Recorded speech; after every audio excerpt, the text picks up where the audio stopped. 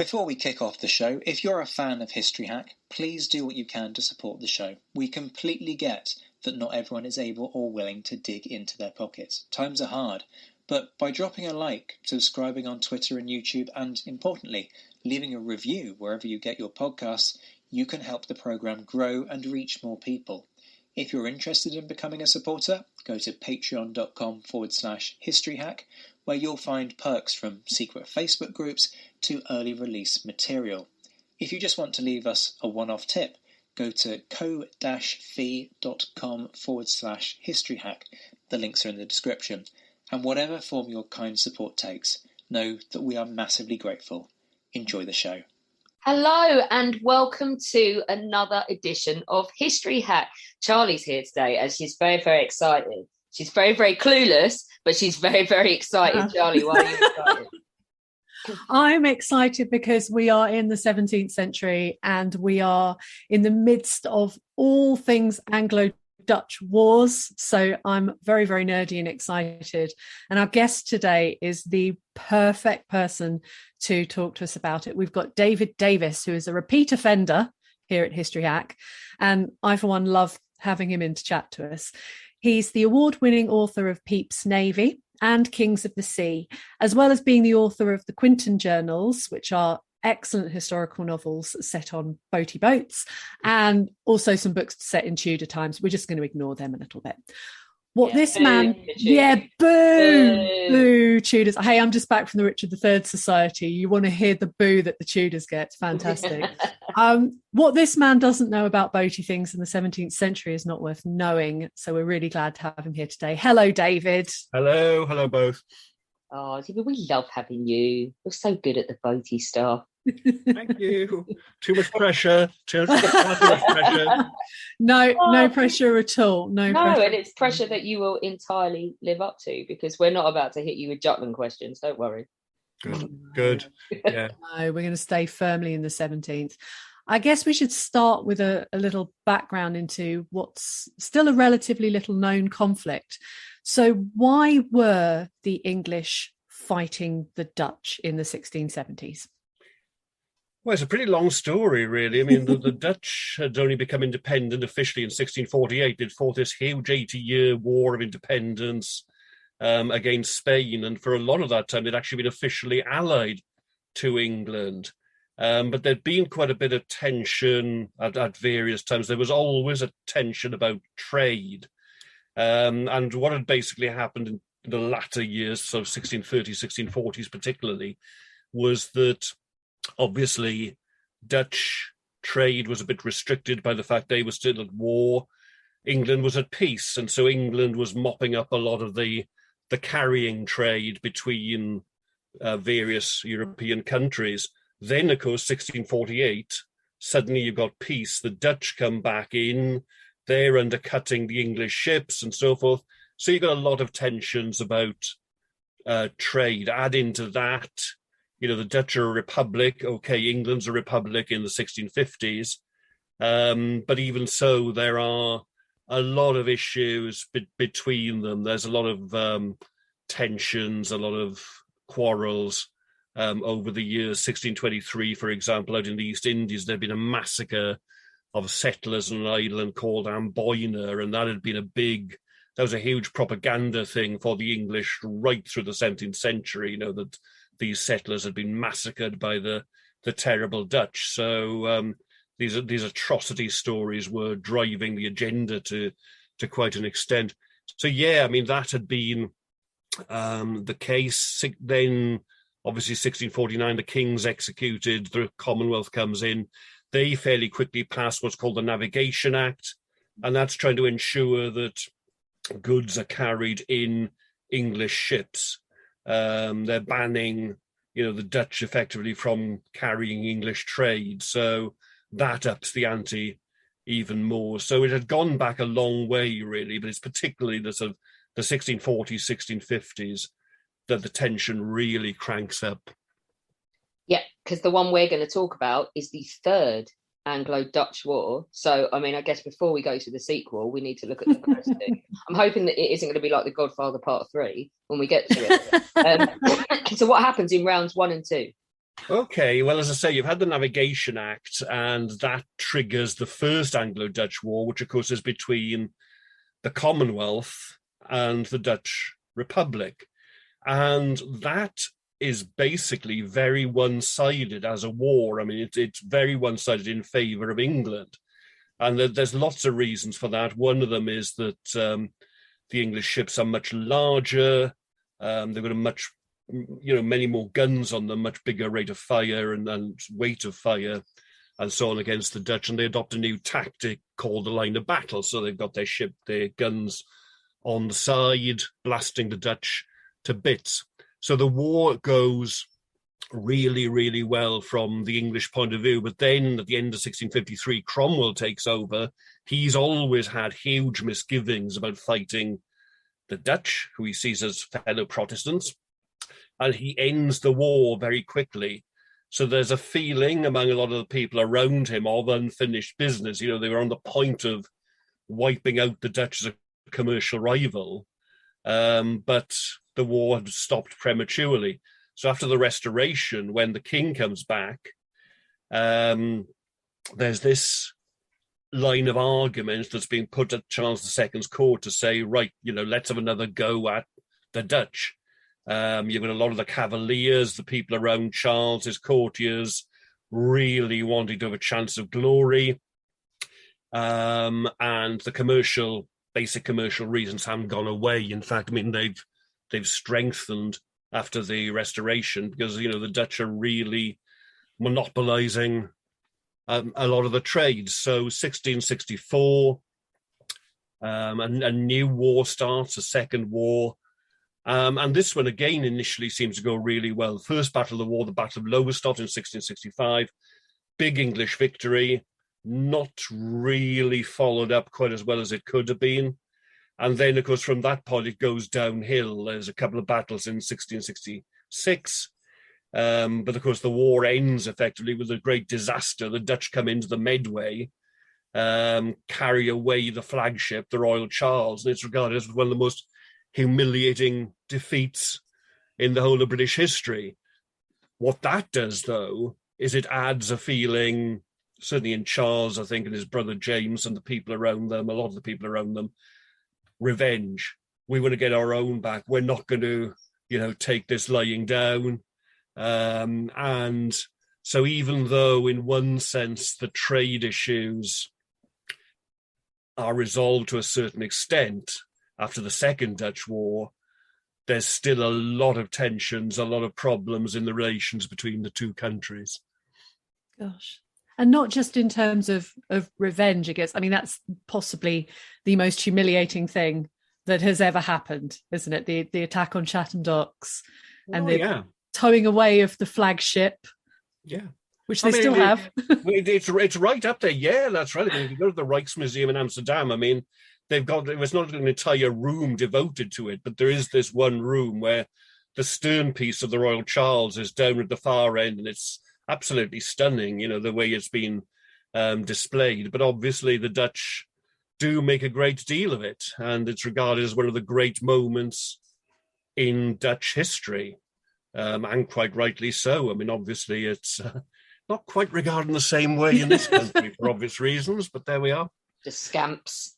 Yeah, it wasn't. Yeah, it was very embarrassing. And the fallout from this, I mean, in terms of not just getting revenge for that, of having to go back into a conflict to almost justify everything that's being said in where's the money? We've spent an awful lot of money on fighting the Dutch and we haven't won.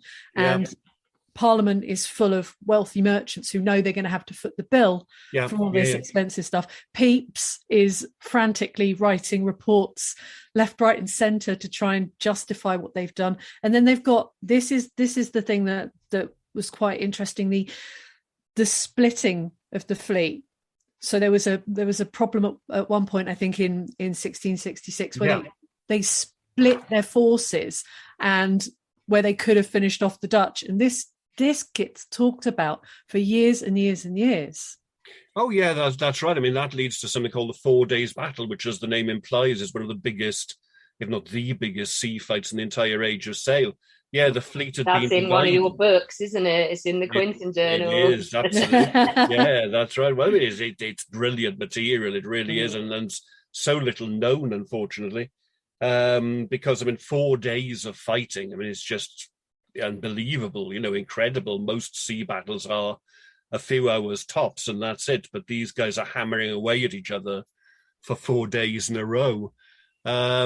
Yeah, so I mean, again, you've got the legacies of all this fighting. As you say, I mean, these great battles have been fought, all this money's been spent, and what's been achieved? Well, very little in real terms. So there is this an even bigger feeling of unfinished business that's knocking around in the late sort of 1660s and then into the early 1670s. Gosh, and that starts bringing us into where we're focusing our conversation today, which is on the Battle of Solebay itself. Now, this is the first major engagement of the third round of Anglo-Dutch wars. But can you tell us who are our main protagonists at this time? Who are our key players on land and on sea? Who's involved? Well, this, of course, is where the Third Dutch War is different to the previous two. For one thing, England's got an ally, a huge ally, namely France. And the reasoning behind that is partly, of course, Charles II thinks France would be a very useful ally, to say the least. The French king, Louis XIV, he's got his own issues with the Dutch. They've been saying some very nasty things about him and producing all sorts of scurrilous literature and so forth. And of course, he hates the fact that they are Protestants, they are Calvinists, more to the point. He can easily regard Charles II as being, well, all but Catholic, really. I mean, it's a close run thing. But the Calvinists, the Dutch, are definitely beyond the pale as far as Louis is concerned. So he is really keen to launch a huge attack on the Netherlands. And from his point of view, of course, it's very handy to have Charles and England on his side.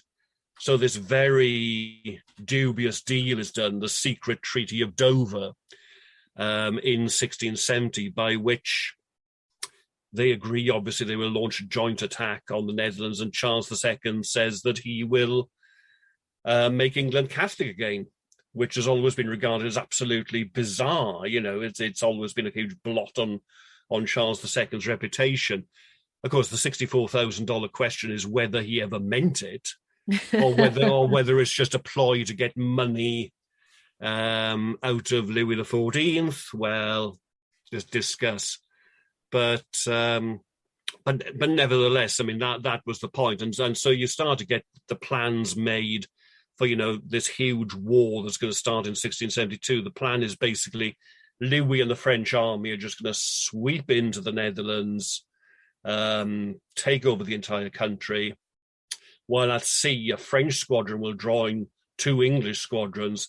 They'll destroy the Dutch fleet, and that's the plan, essentially, to just take out the Dutch as a rival, political rival as far as Louis is concerned, an economic rival as far as Charles is concerned. Of course, it doesn't really go to plan in any particular way at all, but that was the idea. So this is the thing with the Third War. You've got, in a way, much less emphasis on trade, a much bigger emphasis on politics, and some very, very dubious politics at that.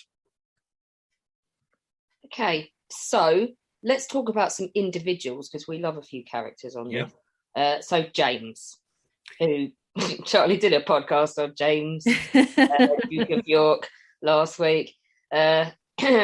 Possibly not the greatest monarch that Britain's ever seen, but tell us about him. Well, possibly not the greatest monarch. Well, probably not the greatest monarch by quite a long chalk. Probably not the greatest bloke called James involved in this battle. This is quite true. But the point was that, actually, at the time, a lot of people preferred James to Charles. I mean, this strikes us as odd, given what we know about what happens to James II later. And, lots of people like Charles II because he's a bit of a party animal. He has all these interesting stories about him. There's all the mistresses. blah, blah, blah, Merry Monarch, that whole package. But at the time, a lot of people preferred James because, of course, Charles could be very untrustworthy. He could be very devious. You never knew where you stood. You did know where you stood with James. He was very black and white, straight down the middle. And, okay, he wasn't the cleverest guy in the world. But, of course, the point was at this time, he did have a reputation as being a very, very brave soldier and sailor. He'd fought with the French army in battles back in the 1650s when he was in exile.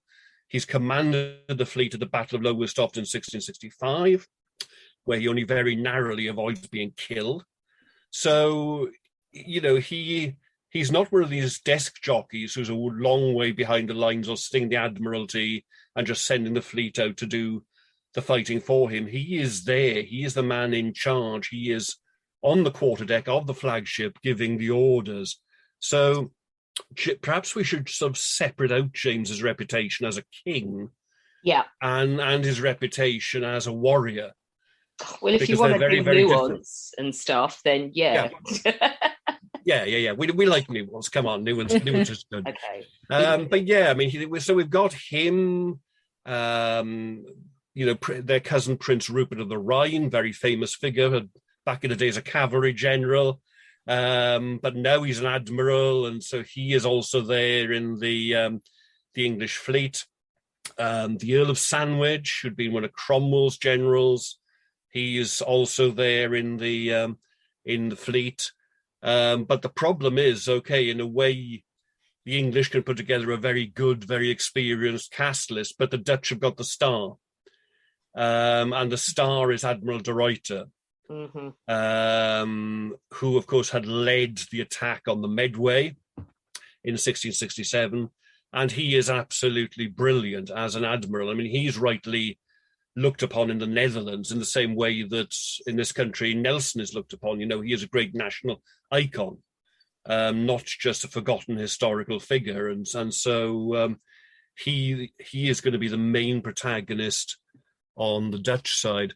The Dutch, of course, have a very funny political system in this period. They've got 7 provinces, of which Holland is far and away the biggest and richest. And so when the war begins, the leaders effectively on the Dutch side politically are the De Witt brothers, Johan and Cornelis. But that changes fairly quickly when the war starts. I mean, we'll probably get onto that later in the somewhat horrible fate of the De Witts. But the protagonists on the two sides are really, really interesting. So you've got some very famous, very interesting people there. Where's William of Orange fit into this? Because I think a lot of people think of him as being in charge of the Dutch at this time. Okay, William, remember, is only 22, and the point was he was born posthumously. His father had died beforehand, and his father had been not the ruler of the Netherlands as such. There's a term called stadtholder, which is the almost a kind of an elected ruler over the different provinces. There's a tension between the people who favoured the House of Orange and the people who wanted an out-and-out republic. And for 22 years, the out-and-out Republicans, led by the De Witts, have been in charge. But there are a lot of people in the Netherlands who always want the House of Orange in charge. And of course, what happens in a nutshell is when the war begins, to just deal with the land war before we get on to Solebay and the sea war, Louis's army does sweep all before it. There are, there's all sorts of disasters. It's known in Dutch as the Rampjaar, the year of disasters. And the De Witts are overthrown, and what happens then is what always happens in the Netherlands in an extreme crisis. You send for the nearest orange. And so William is basically summoned. He's given the traditional titles, and he's put in as the commander-in-chief to try and defend against the French invasion. Of course, he goes for what at the time would have been the equivalent of the nuclear option. Given the nature of the Netherlands, they cut the dikes. They basically flood a huge tract of the country, which means that the French army can't get to Amsterdam. You've got this huge water barrier in the way. William's position, of course, is complicated because he's also the nephew of Charles and James. And one of the things that Charles certainly envisages is that if and when he and Louis win, they'll have William as a sort of very grateful puppet ruler of a tiny, reduced rump of the old Netherlands. William's got other plans.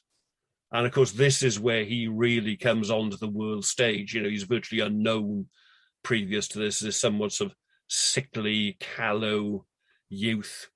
But obviously, he just rises to the task straight away and establishes this tremendous European reputation pretty much straight away. William is Stuart through and through, ruthless, and we'll definitely get on to him a little bit later. So just going back to James, because I think it's really interesting to separate out the military man from the slightly failed monarch. I think we can say he failed.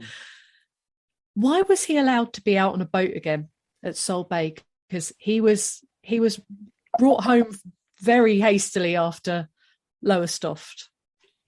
Yeah, there's never been a clear explanation for this given. As you say, I mean, he is recalled by Charles in the 1665 campaign. He's not allowed to go to sea again, whereas he is then allowed to go to sea in 1672. I think there's going to be a combination of factors that's going on. I mean, one is that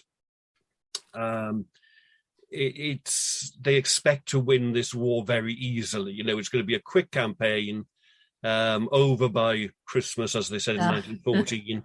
You know, the old cliche.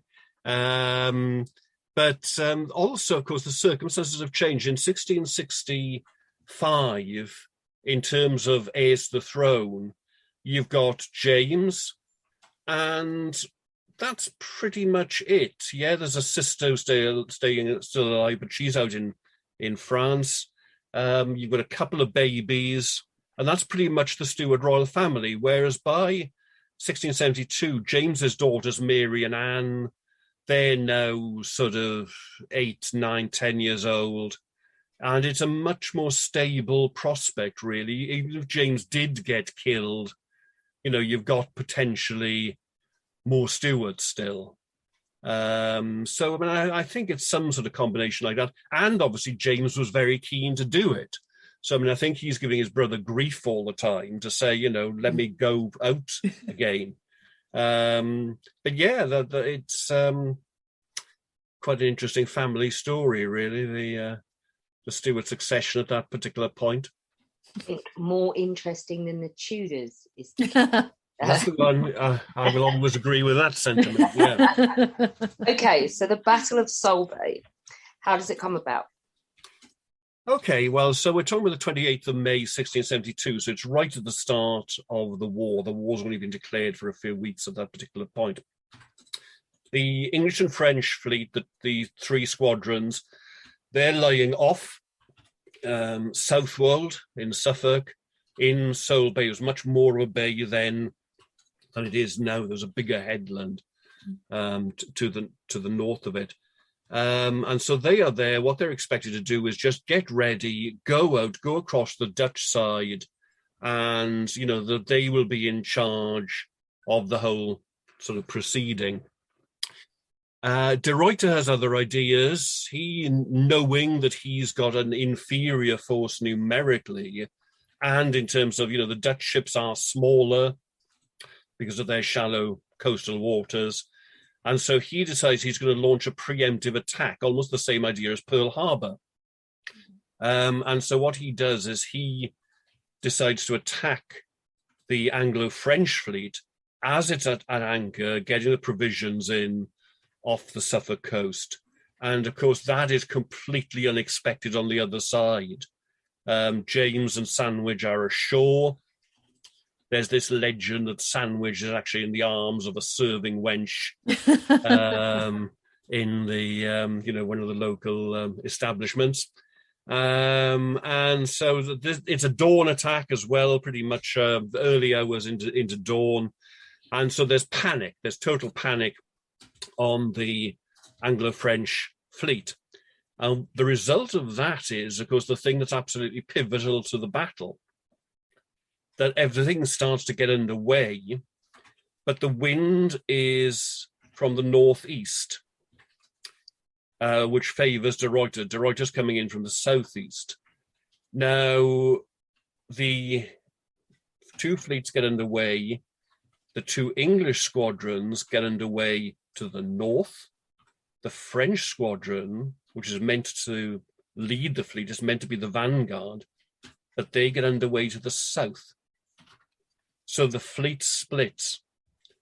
And that is it's both a pivotal moment for the actual outcome of the battle, but it's also a pivotal moment in the way the war then works through in terms of English consciousness, if you like, in terms of the way people think about the French and the way they think about this particular war.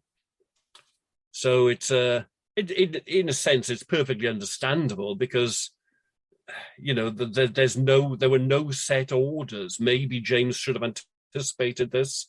But remember, flag signaling by warships is very, very crude at the time. It's very rudimentary. The French were the vanguard squadron. They would have expected to lead the fleet to sea. So, of course, they quite reasonably took the line of, well, why didn't the two English squadrons follow us? Because we were going the right way.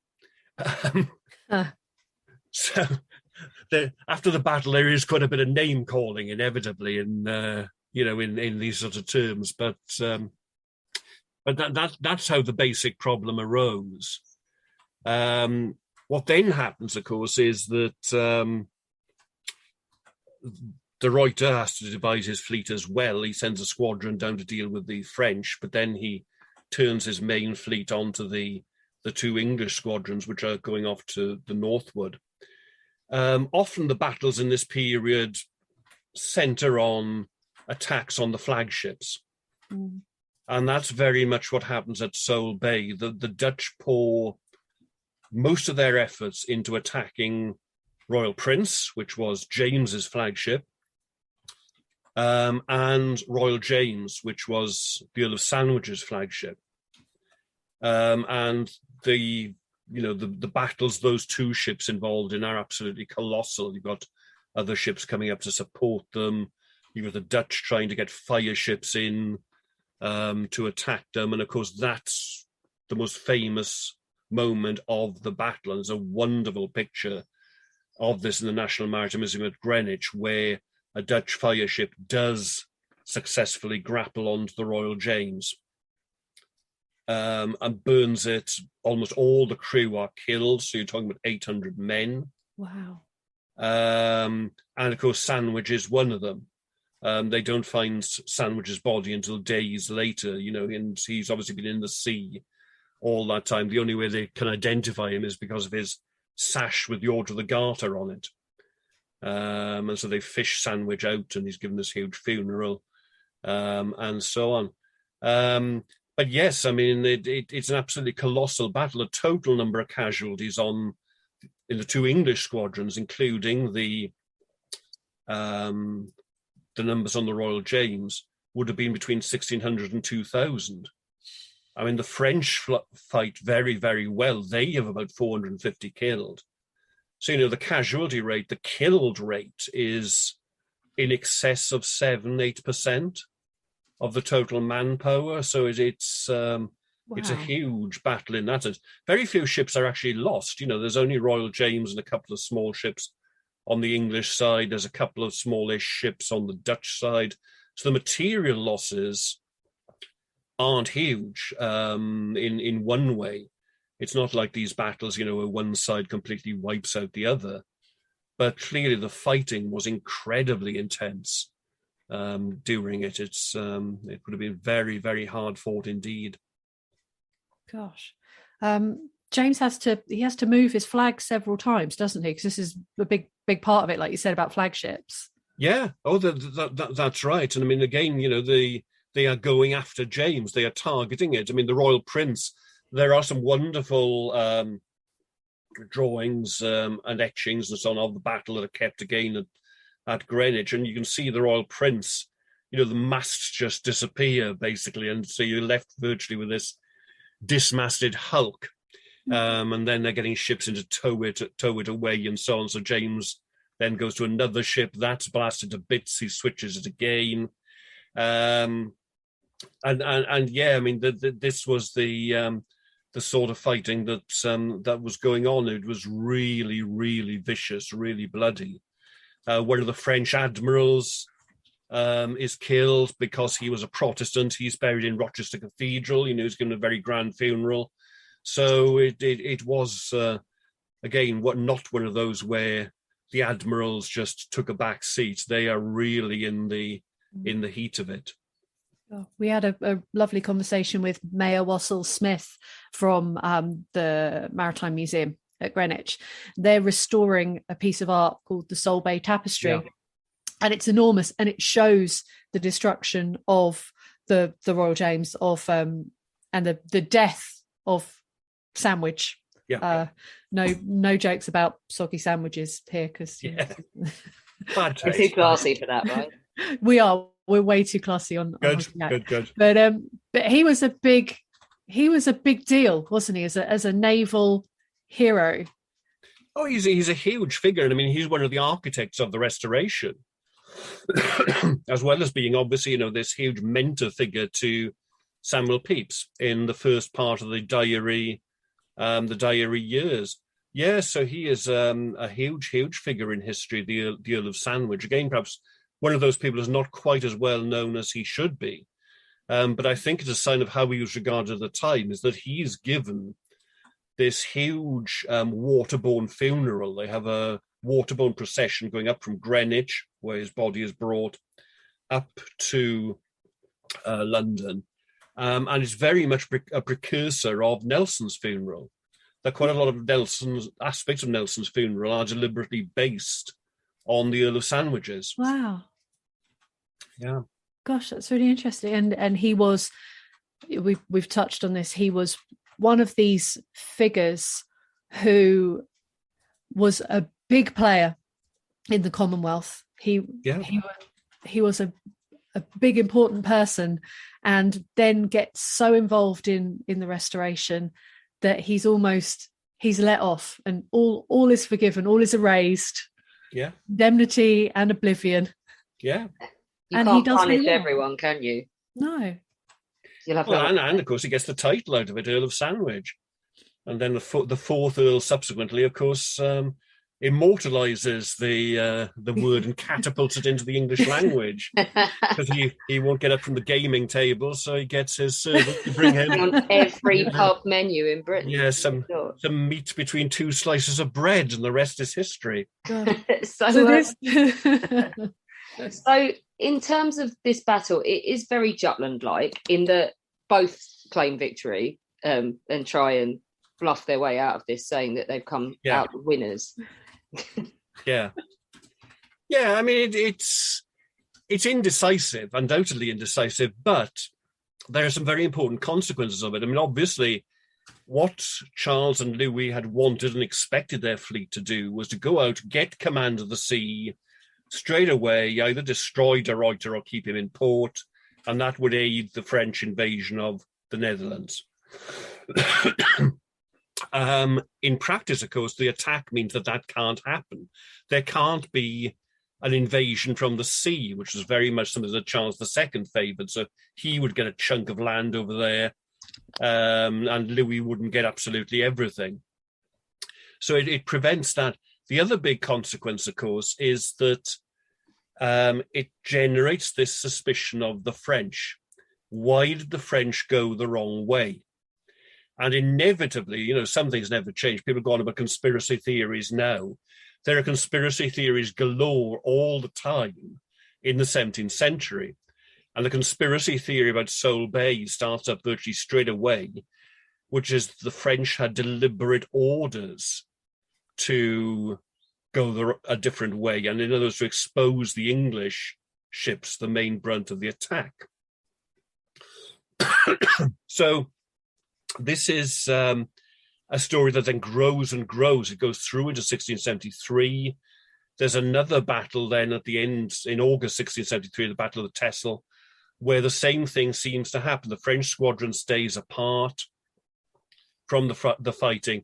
People put two and two together. They add that to what's happened at Solebay, and they say, Louis XIV's playing this cunning double game.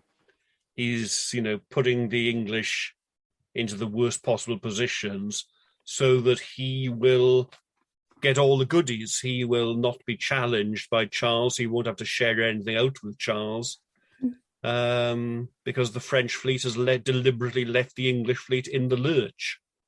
And of course, what they wouldn't have known at the time, what the ordinary people wouldn't have known at this time, was that actually the arrangements between the English fleet and the French fleet had been hammered out when they worked out the Treaty of Dover, the secret bits and the bits that were published, in that Louis would have quite liked to have had his own ships and his own navy, but we said no, we'll provide the ships and the navy, because to have a power like France with all their money, the seemingly limitless resources of Louis XIV, for them to be a naval power as well would be very, very, very bad, not just for us but for all of Europe. So do you think there's a bit of shade there, like being a bit crap just to show us?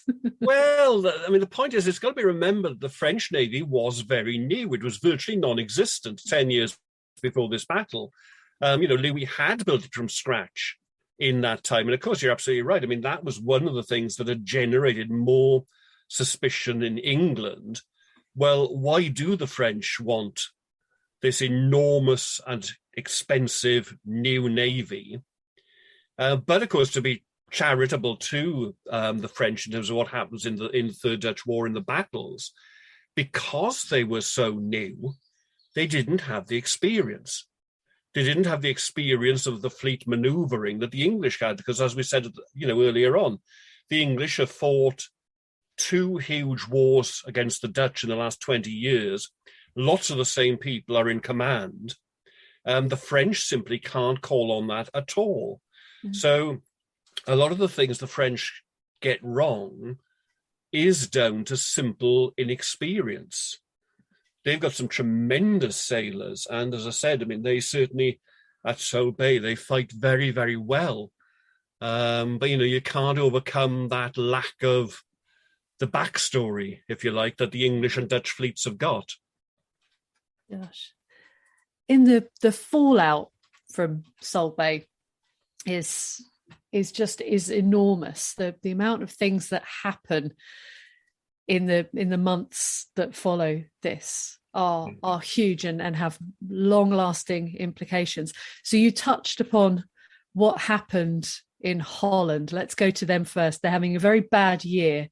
What happens to their political leaders? I think you might want to censor this bit. Because, as I say, the Wits are overthrown, but it doesn't stop at them sort of retiring to the country and living out the rest of their lives in comfort, as so many politicians do, because the mob was so enraged against them and blamed them for what had happened, the French invasion and all the disasters that had taken place.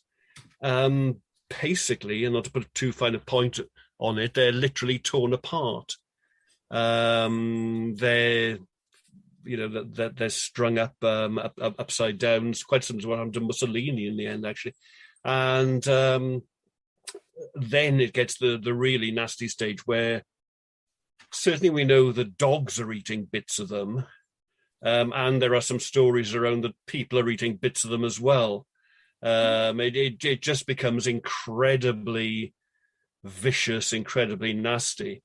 And it's in the film, actually, that was made about 7 or 8 years ago. The Dutch made a film about De Ruyter, and they do actually show this particular scene. And it's virtually like, suddenly into this film about 17th century naval warfare, the Texas Chainsaw Massacre has suddenly arrived. And it's very, very brutal indeed what happens to De Wit. Of course, the flip side of that is that then William of Orange is in power, and he proves to be an absolute political and military genius, who then sort of creates alliances and so on, and carries on fighting the French. It becomes his life mission, really, to fight the French from this point onwards for what they had done to his country. Very different story in England, of course. Because, as you mentioned earlier, I mean, Parliament has always been very twitchy about this war. They just didn't like the idea of being allied to the French.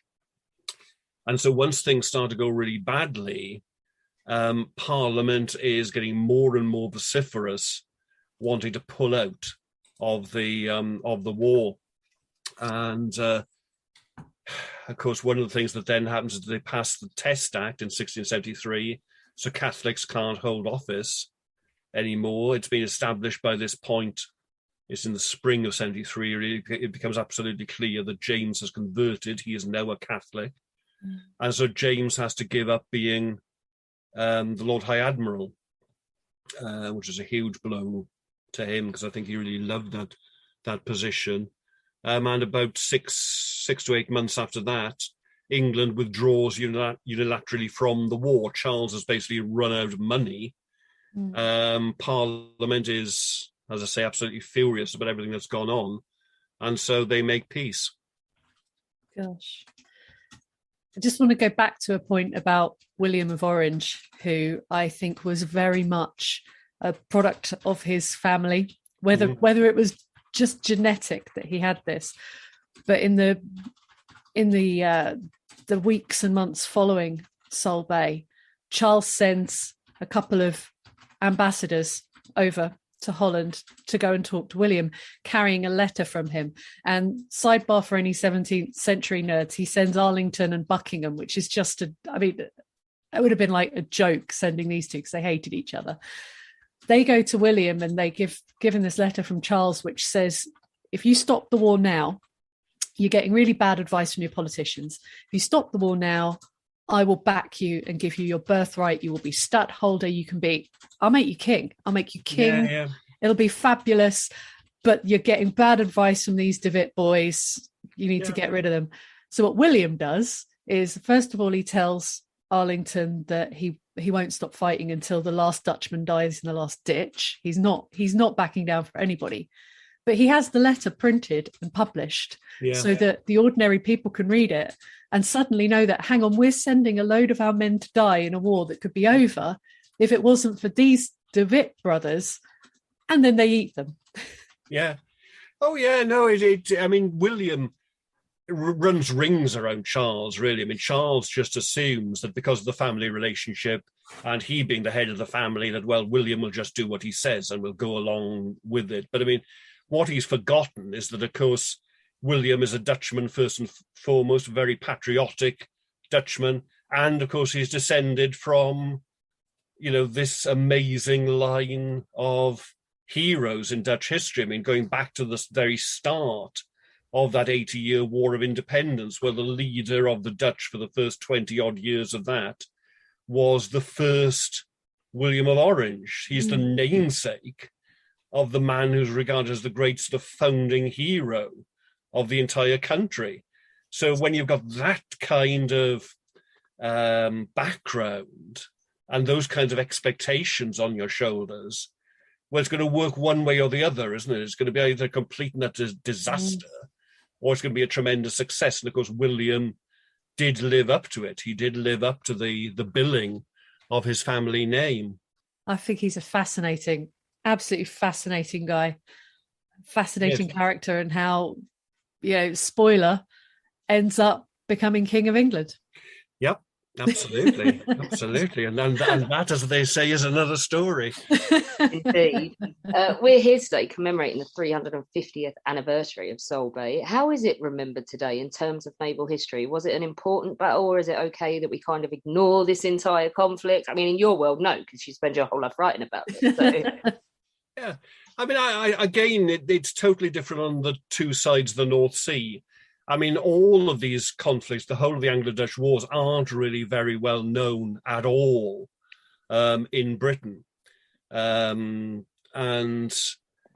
inevitably, all the focus tends to be on Nelson and the Napoleonic War and so forth. And for obvious reasons, really. You've got their great hero, you've got nice, clear-cut, massive victories over the French, and so on. The Dutch wars are much more ambivalent in many respects. You've got these very complex motivations going on, very complex individuals involved in them.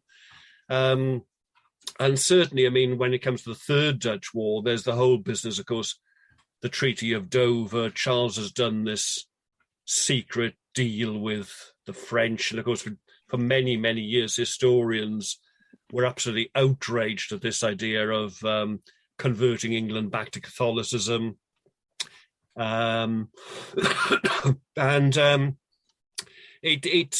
Solebay is generally not very well known at all. There has been, I think, one warship called HMS Solebay, and that was it. Whereas, of course, in the Netherlands, this whole period is regarded as their golden age of naval history and of everything else as well, the golden age of art and culture and so on. So, the Dutch to this day, for example, one of the biggest ships in their fleet at the moment is called Johan de Witt.